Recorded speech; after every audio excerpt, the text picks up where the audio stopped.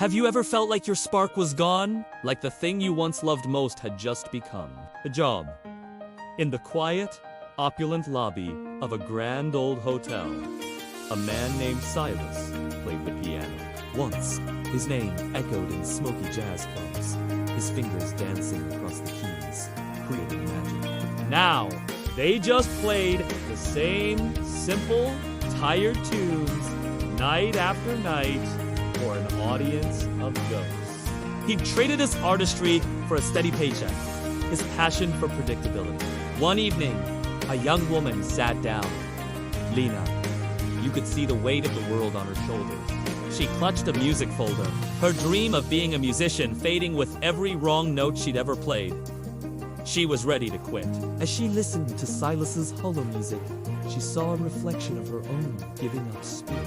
But Silas saw something in her, too. A flicker of the fire he'd long since lost. He saw himself, decades ago, full of hope and terror. That night, he did something he hadn't done in years. He wrote music. Not for a gig, not for a paycheck, but for her. He scribbled a complex, challenging phrase on a piece of sheet music and left it anonymously on the chair where she sat. The next day, Lena found it. Back in her small apartment, under the glow of a single lamp, her eyes scanned the notes. It was a dare! A question! A puzzle just for her! And as she began to play, a spark ignited. Night after night, the silent conversation continued. Silas would leave a new musical challenge, a new piece of the puzzle. Lena would return, her playing stronger, more confident.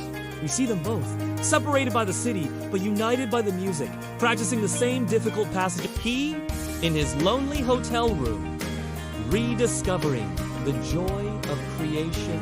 She, in her cluttered apartment, finding her own unique voice. He was mentoring her, and in doing so, he was saving himself.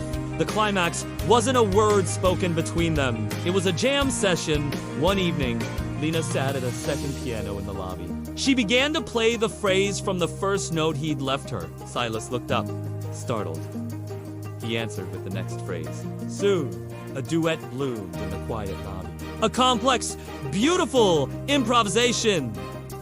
A conversation decades in the making. People stopped. They gathered. They listened as two souls, one old and one young, finally spoke the same language. Their connection made audible for all to hear. A story of how one small act of encouragement can reignite a passion, not just for one person, but for two.